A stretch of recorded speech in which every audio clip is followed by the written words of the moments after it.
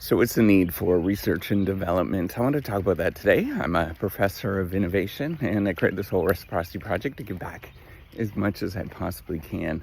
So what am I talking about here? This is creating new products and services using new knowledge that you're creating to find something that hasn't been done before. You're kind of problem solving when you're doing research and development.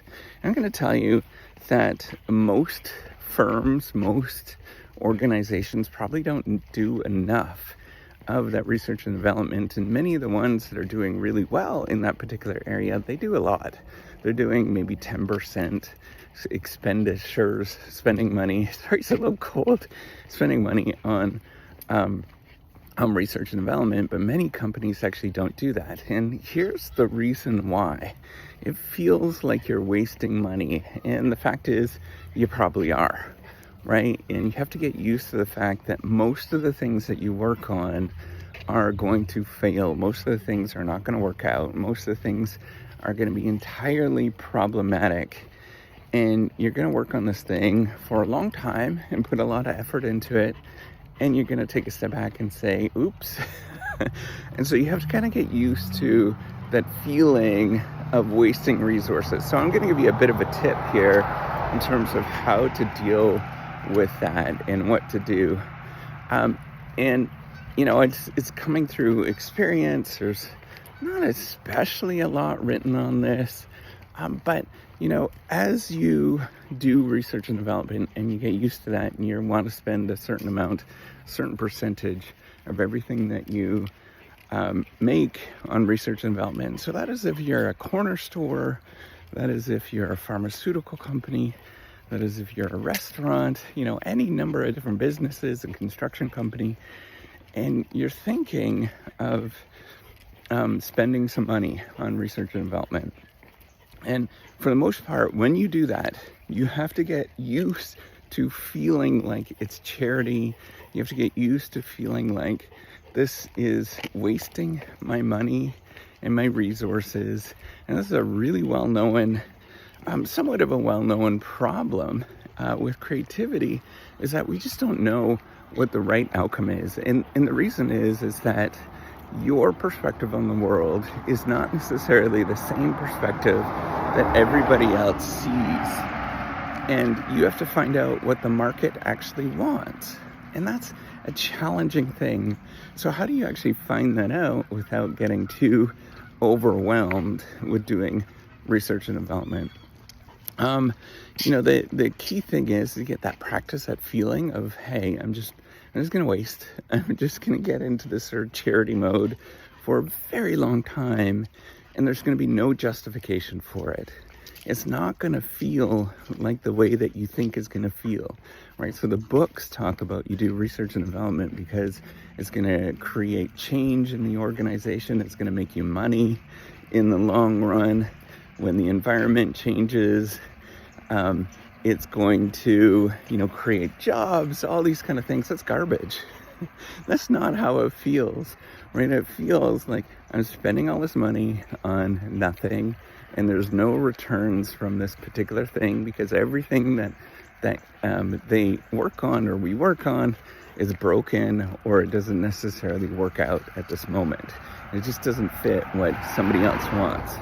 And the more that you do that, the more that you're sort of taking that leap in, you know, what is called from the sort of corpus core knowledge of what we already know, and you go into different things, more radical things, the more that it's going to feel like that. And the more that you're going to have to deal with the sort of pain of, you know, this is not working out for me.